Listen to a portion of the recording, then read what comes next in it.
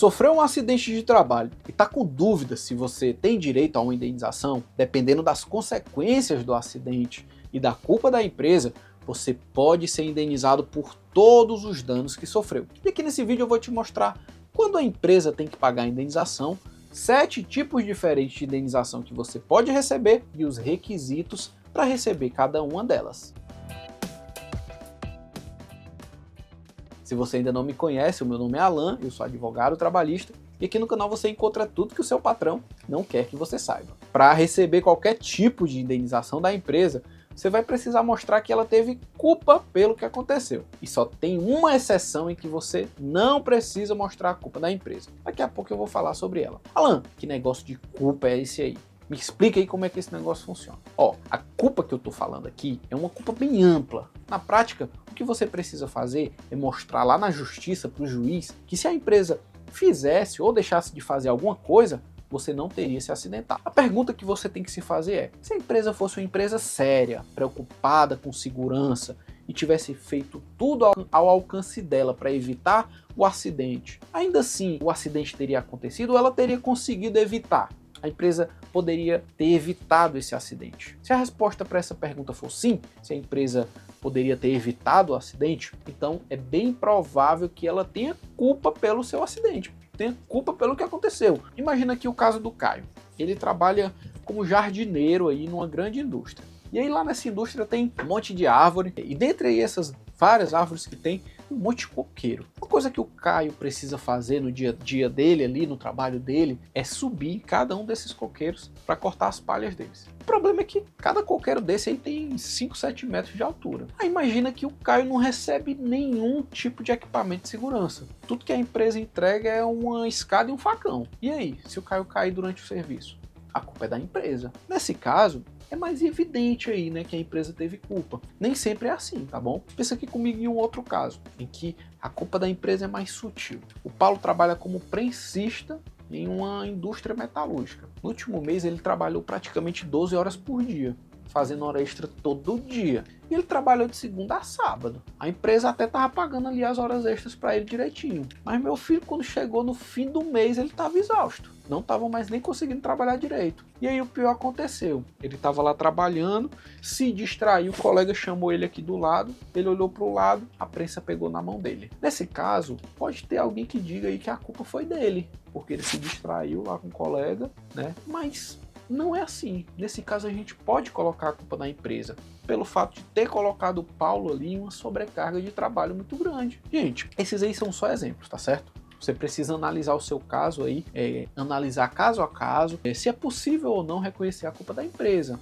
né? Isso aí é importante que seja feito por um advogado especialista. E se a empresa não tiver culpa? Ó, primeiro tem a situação em que você que causou aí o acidente, né? Que a culpa foi toda sua por algo de errado que você fez. Pensa lá naquele exemplo do jardineiro. Se a empresa tivesse entregado todos os EPIs e ele, mesmo sabendo do risco, disse que não ia usar não. Aí a conversa muda. Nesse caso, ele não vai receber indenização nenhuma. Tem um vídeo aqui no canal em que eu mostro 4 situações em que você não vai ter direito a nenhum tipo de indenização. Eu recomendo que você confira. Eu vou deixar ele aqui na tela do vídeo e também vou colocar na descrição. Mas o que eu quero falar com você agora é uma outra situação. É uma situação em que nem você nem a empresa tiveram culpa. Pensa, por exemplo, no caso de uma enfermeira que aplicou injeção e se furou ali com agulha. Nesse caso, mesmo sem a culpa direta da empresa, ela tem que responder por todos os danos que aquele acidente ali causou. Isso porque quando você trabalha em uma atividade de risco ali, de acidente, a empresa tem que responder mesmo sem ter culpa. No caso da enfermeira, o trabalho dela expõe a um alto risco de perfuração. Quando uma perfuração acontece, a empresa responde mesmo sem ter culpa. Isso também acontece com torneiro mecânico, que se acidenta com torno, bancário que se machuca durante assalto, motoqueiro que sofre acidente de trânsito e vários outros profissionais. Nesses casos, a própria atividade já expõe o trabalhador a um risco muito alto. Por isso, se o trabalhador se machuca, a empresa tem que responder por todos os danos que você sofreu. Eu falei inclusive sobre essas atividades em um outro vídeo aqui, que eu mostro 7 atividades, 7 profissões que se enquadram nisso aqui. Eu também vou deixar esse vídeo na descrição. E seguindo aqui o nosso vídeo. Falando em dano, dependendo do tipo de dano que você sofreu, você vai poder receber diferentes tipos de indenização.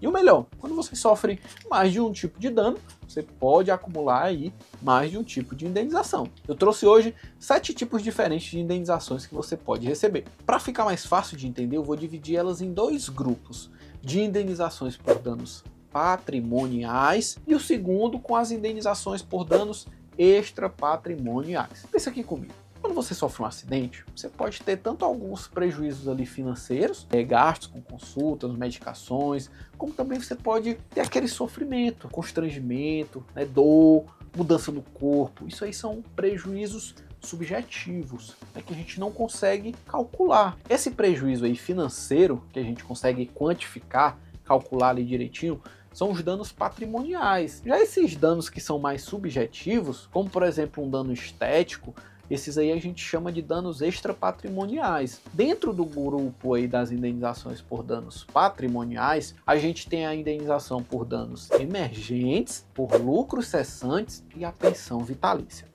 Vamos entender aqui cada uma delas. O primeiro tipo de indenização é a indenização pelos danos emergentes. O objetivo dela é compensar o valor que você efetivamente gastou ou então que vai gastar. Se você sofre um acidente e quebra a perna, você pode ter que gastar com a consulta no hospital, com os remédios para dor, talvez você tenha que engessar e pague. Tudo isso daí gera custo, e esses custos têm que ser indenizados através dessa indenização por danos emergentes. Imagina aí, por exemplo, que você sofreu uma amputação de uma perna. Nesse caso, você vai precisar de uma prótese. Então, o valor dessa prótese também entra aí no valor desse dano emergente. O valor vai ser realmente tudo que você comprovadamente gastou ou que vai precisar gastar por causa do acidente. Aí, muita atenção. Comprovadamente. Você vai precisar provar o gasto que teve para conseguir essa indenização, tá certo? A próxima indenização é a indenização pelos lucros cessantes. Assim como a empresa tem que pagar pelo que você gastou, devido ao acidente,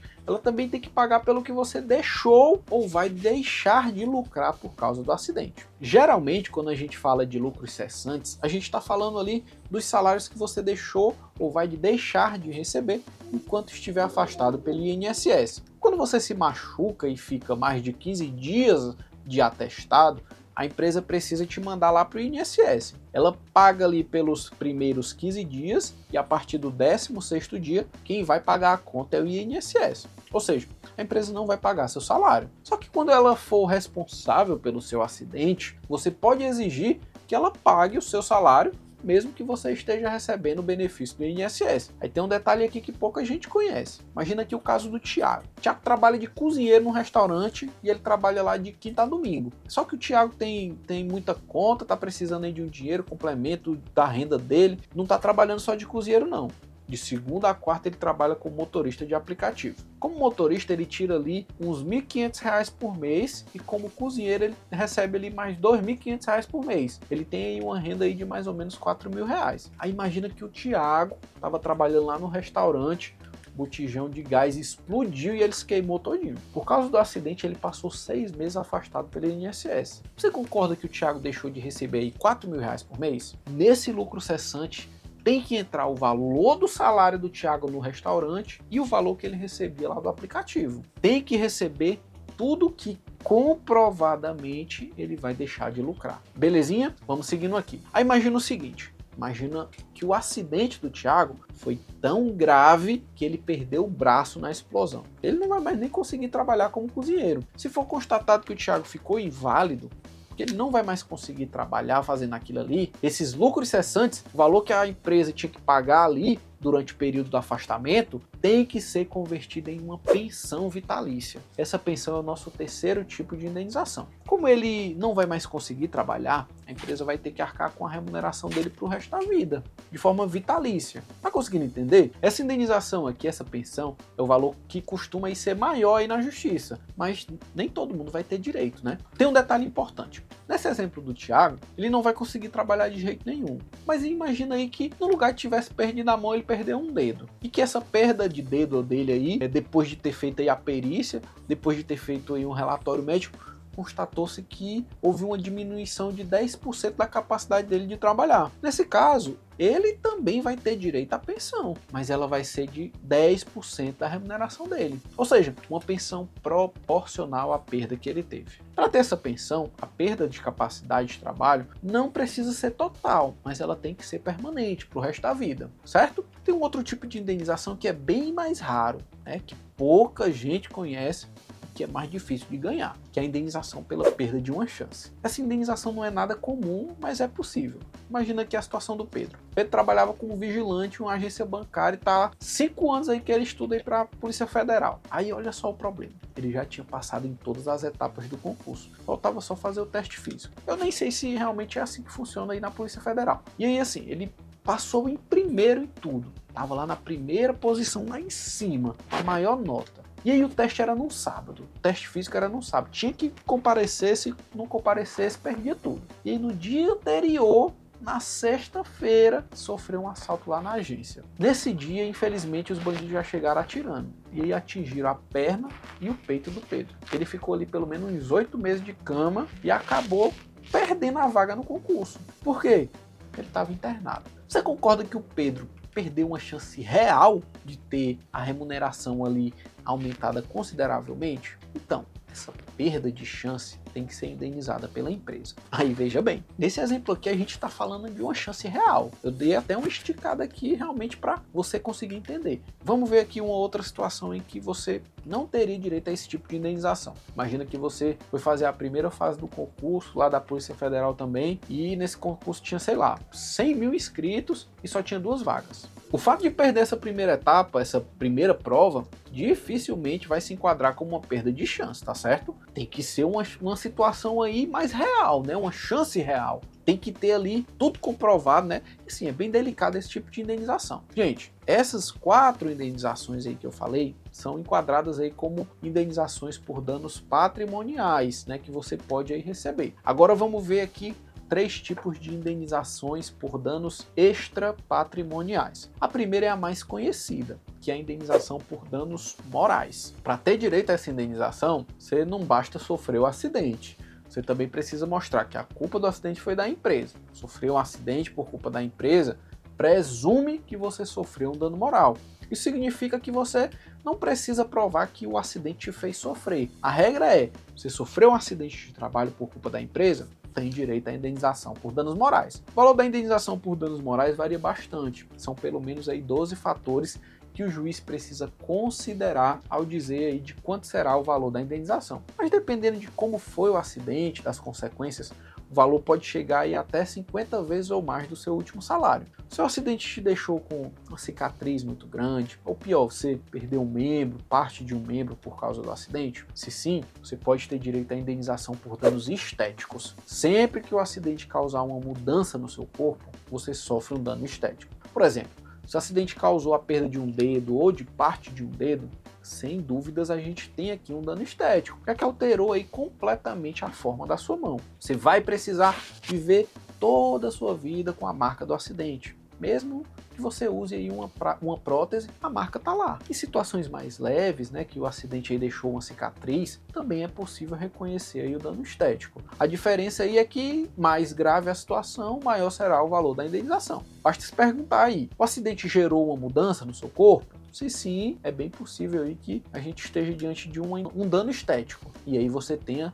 direito a receber a indenização por danos estéticos. O valor da indenização por danos estéticos vai seguir o mesmo parâmetro da indenização por danos morais. Vai ser considerado aí principalmente a extensão do dano, né? O quão grave foi a situação. Se o acidente deixou só uma pequena cicatriz, o valor vai ser menor do que alguém que teve um dedo amputado. Dependendo da situação, a gravidade aí e também da culpa da empresa, o valor pode chegar aí até 50 vezes o valor do seu salário. Olha, se você chegou até aqui, eu quero te dar os parabéns. Se você está comigo aqui até agora, é porque realmente quer entender a fundo seus direitos. E agora eu vou te mostrar uma indenização que até mesmo alguns advogados aí não conhecem. A indenização por danos existenciais é a menos conhecida, inclusive por advogados. Basicamente, um dano existencial é aquele que prejudica sua rotina, seu cotidiano, de maneira que você deixe de fazer algo que costumava fazer. Vamos ver aqui o exemplo do Fábio.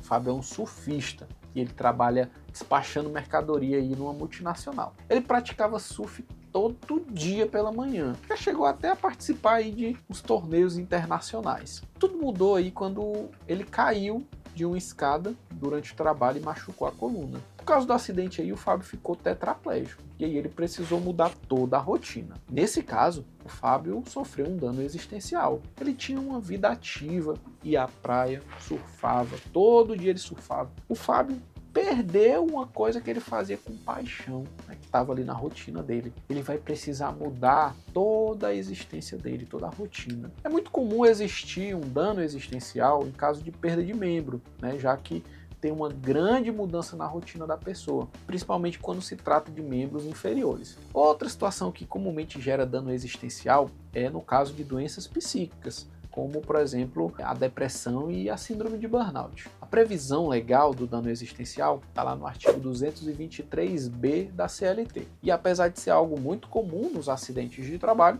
poucas pessoas pedem a indenização por danos existenciais, por aí geralmente não se aprofundar tanto e não conhecer. Agora, falando aqui uma coisa bem séria, presta bem atenção aqui. Se você sofreu um acidente de trabalho, é muito importante que você sempre procure um advogado especialista. Não é todo advogado que tem conhecimento suficiente para acompanhar um processo envolvendo acidentes de trabalho. Primeiro que nem todo advogado se especializa em uma área específica do direito. Direito do trabalho, previdenciário, penal. Dentro desses poucos advogados que se especializam em uma única área, menos ainda são os que se especializam em um assunto específico, como acidentes de trabalho. As causas envolvendo doenças e acidentes de trabalho são as mais complexas dentro do direito do trabalho. Não dá para confiar em qualquer profissional, não. Isso porque um advogado que atua nessa área precisa buscar conhecimentos fora do direito. Ele precisa ter conhecimento em segurança do trabalho, medicina do trabalho, além de conhecimento em perícias judiciais. Óbvio que não é um conhecimento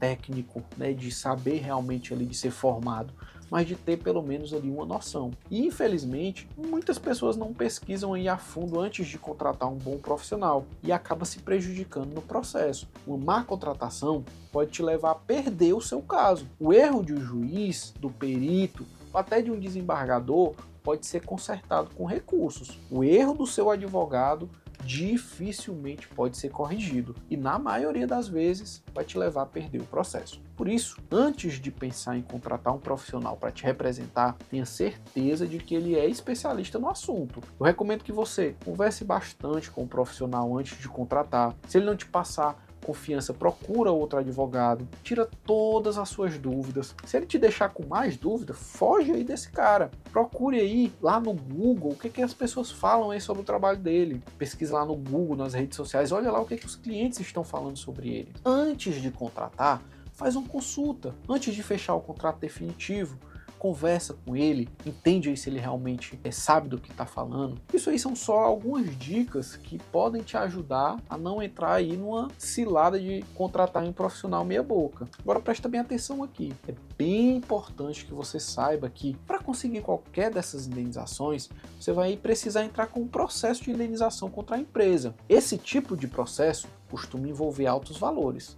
Por isso eu recomendo que a seguir você assista 2 vídeos aqui do canal. O primeiro é esse aqui, falando sobre o processo. E esse outro aqui também, mostrando como escolher um advogado especialista nesse tipo de causa. Mas antes de ir, não esquece de curtir e se inscrever aqui no canal. Obrigado por assistir, um abraço e até o próximo vídeo.